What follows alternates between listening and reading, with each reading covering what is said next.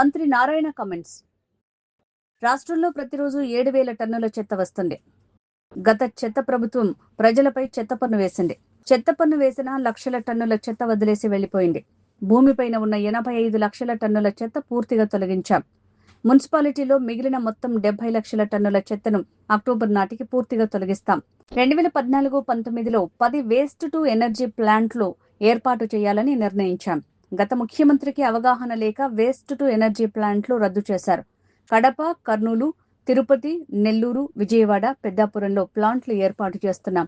పెద్దాపురంలో waste to energy ప్లాంట్లు పూర్తి కాగానే రాజమహేంద్రవరంలో వచ్చే చెత్తను అక్కడికి తరలిస్తాం.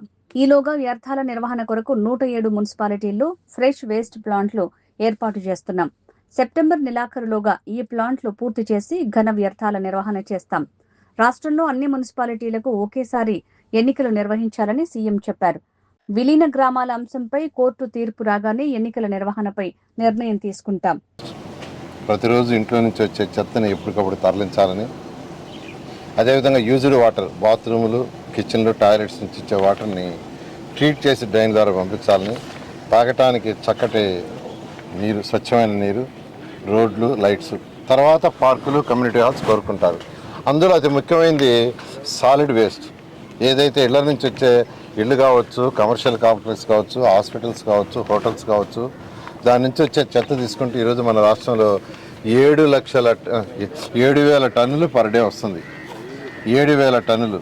దీన్ని ఏ రోజుకి ఆ రోజు తీసి ప్రాసెస్ చేసి బయటకు పంపించాలా.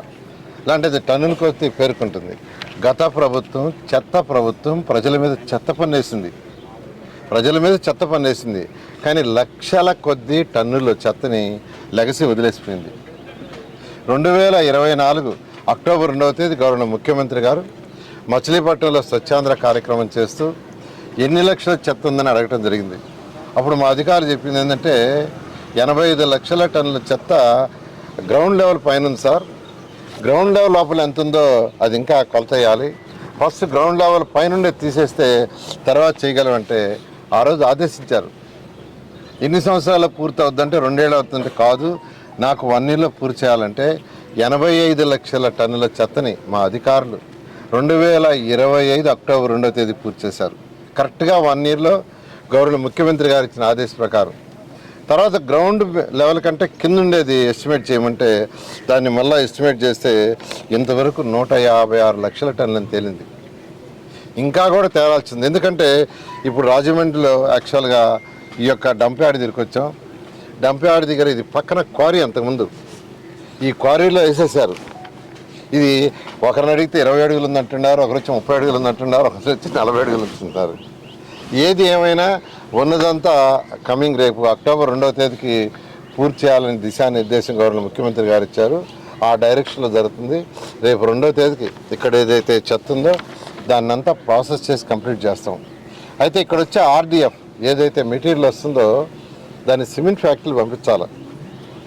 ఒకేసారి రాష్ట్రంలో ఈ యొక్క 156 లక్షల టన్నుల లెగసీని ప్రాసెస్ చేస్తే వచ్చే ఆర్డీఎఫ్ సిమెంట్ ఫ్యాక్టరీ పంపిస్తుంటే వాళ్ళు కూడా తీసుకోవటం. అంటే ఒకేసారి మొత్తం వచ్చే లోపల ఓవర్ఫ్లో ఏదైనా ఆ యొక్క ఏజెన్సీస్ చెప్పాం అక్టోబర్ 2కి పూర్తి చేస్తే తర్వాత 2-3 నెలల్లో దాన్ని కూడా బయటికి పంపించాలని. ఆ విధంగా ఈరోజు ఈ రాష్ట్రంలో 123 మున్సిపాలిటీస్లో ఈ యొక్క లెగసీని గత ప్రభుత్వం వదిలేసిపోయిన చెత్త మొత్తం తొలగించడం జరుగుతుంది. అయితే దీనికి పర్మనెంట్ పరిష్కారం కోసంగా గౌరవ ముఖ్యమంత్రి గారు 2014-19లోనే డెవలప్డ్ కంట్రీస్ ఎలా చేస్తానని స్టడీ చేసి వేస్ట్ ఎనర్జీ ప్లాంట్ 10 శాంక్షన్ చేశారు. 10 ప్లాంట్ వేస్ట్ ఎనర్జీ ప్లాంట్ ఏంటంటే వచ్చిన వేస్ట్, మిక్స్డ్ వేస్ట్ తీసిపోయి దాంట్లో వేస్తే దాంట్లో బర్న్ అయిపోయి ఎలక్ట్రిసిటీ ప్రొడ్యూస్ అవుతుంది.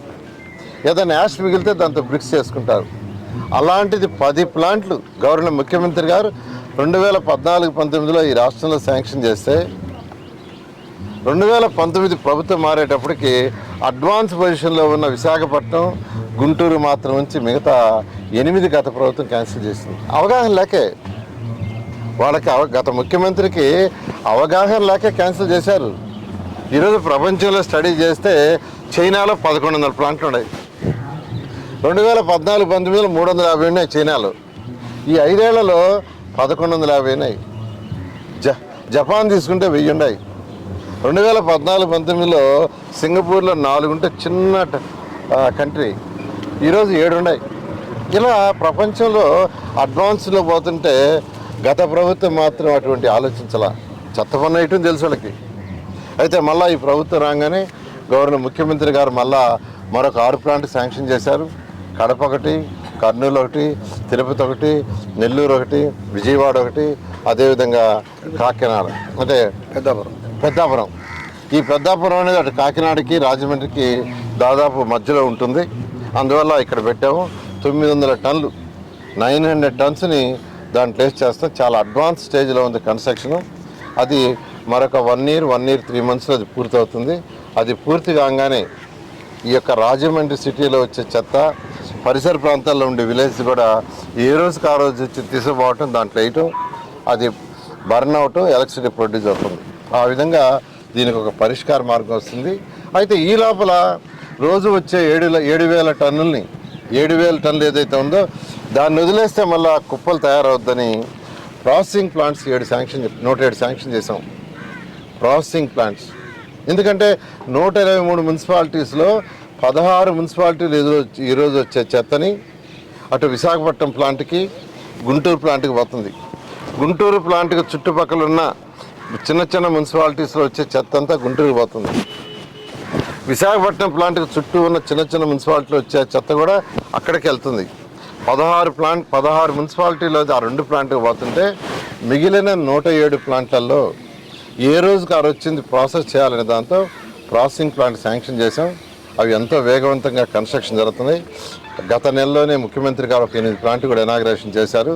ఏదైనా సెప్టెంబర్ ఎండింగ్ లోపల, అంటే వచ్చే నెల ఎండింగ్ లోపల 107 పూర్తిగా వర్క్ జరుగుతుంది. రాజమండ్రిది కూడా వాళ్ళకి ల్యాండ్ విషయం చిన్న ప్రాబ్లం ఉండింది. దాన్ని కూడా ఇప్పుడు నేను, ఎమ్మెల్యేలు గారు, కమిషనర్ గారు వచ్చి ఆ ప్రాబ్లం కూడా సొల్యూషన్ చెప్పాం. దీన్ని కూడా నెక్స్ట్ మంత్ 30వ తేదీ కంప్లీట్ చేస్తారు. చేస్తే ఇక్కడ వచ్చే చెత్తను కూడా ప్రాసెస్ చేసి, ఇక్కడ ప్రాసెస్ ఏంటంటే వచ్చిన దాన్ని డ్రై వేస్ట్ సపరేట్ చేయటం, ప్లాస్టిక్లు సపరేట్ చేయటం, రబ్బర్లు అలాంటివి సపరేట్ చేయటం చేస్తారు. చేసేసి ప్లాస్టిక్ లాంటి సేల్ చేయటం జరుగుతుంది. అదేవిధంగా ఏదైతే వెట్టది ఉంటుందో దాంతో ఎరువుని తయారు చేయడం జరుగుతుంది. అటువంటిది మన పెద్దాపురం ప్లాంట్ వచ్చిందాకా జరిగి పెద్దాపురం ప్లాంట్ రాగానే మొత్తం అక్కడికి తీసుకోవడం జరుగుతుంది. కోర్టులో యాక్చువల్గా ఏదైతే విలీన గ్రామాలు ఉన్నాయో అవి మున్సిపాలిటీలో ఉండాలని ఇక్కడ శాసనసభ్యులు యాక్చువల్ కోరుకుంటున్నారు. ఇవాళ ఉదయం కూడా దాని మీద ఒక అరగంట డిస్కస్ చేయడం జరిగింది. మా CDMA గారితో కూడా డిస్కషన్ జరిగింది. ఎందుకంటే వారు కోరుకుంటుండేది అదే కాబట్టి ఆ విధంగా చేయాలనే విధంగా ఆ విధంగా లాయర్లతోనూ మాట్లాడి దాని మీద వీలైన తొందరలో కేసు పరిష్కరించేదానికి ముందు పోతాం. ఏంటంటే మీకు అందరూ తెలుసు, ఇప్పుడే చౌదరి గారు చెప్పారు, పుష్కరాలు ఒక చిన్న ప్లాస్టిక్ కాదు కాగితం కూడా లేకుండా చేసాము. ఆ విధంగా చేస్తా అంటే ఒకేసారి చేయటం వల్ల ఎవరైతే ప్లాస్టిక్ని యాక్చువల్గా ప్రొడ్యూస్ చేస్తున్నారో ఆ కంపెనీలు నష్టపోతాయి. ఆల్టర్నేట్ వాళ్ళని యాక్చువల్గా చేసుకోమని చేస్తున్నాం. దానికి సంబంధించి కొంత సబ్సిడీ కూడా ప్రభుత్వం ప్రొవైడ్ చేస్తుంది. అవి చేసి ఓవర్ ఏ పీరియడ్ దాన్ని బ్యాన్ చేయడం జరుగుతుంది. ప్రస్తుతం అయితే మున్సిపల్ ఆఫీస్లో డ్రింకింగ్ బాటిల్స్ కూడా యాక్చువల్గా ప్లాస్టిక్ వాడొద్దని చెప్పడం జరిగింది. ఆ విధంగా నిషేధం జరుగుతుంది. స్టెప్ బై స్టెప్ 1 by 1 చేయడం జరుగుతుంది.